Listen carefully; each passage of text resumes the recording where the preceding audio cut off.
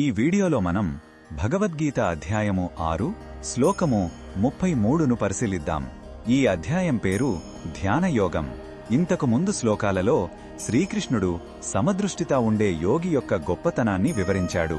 ఇప్పుడు అర్జునుడు ఒక సాధారణ సాధకుడిగా తన మనస్సులోని ఒక ముఖ్యమైన సందేహాన్ని వ్యక్తపరుస్తున్నాడు.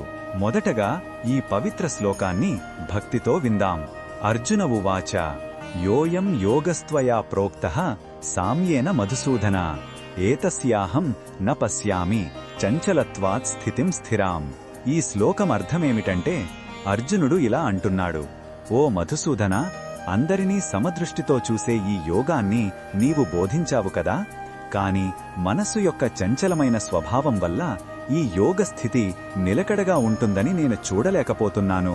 ఇక్కడ అర్జునుడు మనందరి ప్రతినిధిగా మాట్లాడుతున్నాడు. మనస్సు ఒక చోట స్థిరంగా ఉండదు. కోతిలాగా ఒక విషయం నుండి మరొక విషయానికి దూకుతూ ఉంటుంది.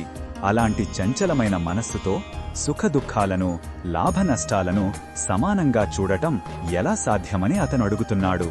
ఈ శ్లోకంలో ఉన్న భావం మనకు ఏమి చెప్పుతుందంటే, ఇది వినమ్రతతో కూడిన ఒక నిజాయితీ గల ప్రశ్న.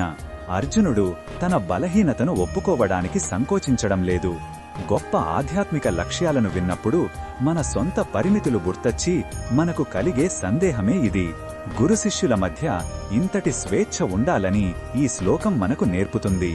మన ఆధ్యాత్మిక ప్రయాణంలో ఎదురయ్యే సవాళ్లను దాచుకోకుండా గురువు ముందు ఉంచాలి. ఈ బోధనను మన దైనందిన జీవితంలో ఎలా ఉపయోగించుకోవచ్చంటే, మొదట మన మనస్సు యొక్క చంచల స్వభావాన్ని మనం అంగీకరించాలి.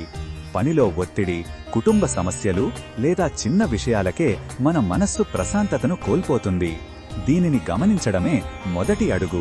అర్జునుడిలా మన బలహీనతను మనం గుర్తించినప్పుడే దాన్ని అధిగమించే మార్గం కోసం వెతకగలుగుతాం. మన ఆలోచనలను బలవంతంగా ఆపడానికి ప్రయత్నించకుండా వాటిని ఒక సాక్షిగా గమనించడం అలవాటు చేసుకోవాలి. ఇదే ధ్యానానికి పునాది. మరిన్ని భగవద్గీత శ్లోకాల అర్థాన్ని తెలుసుకోవాలంటే మా తదుపరి వీడియోలను తప్పకుండా చూడండి.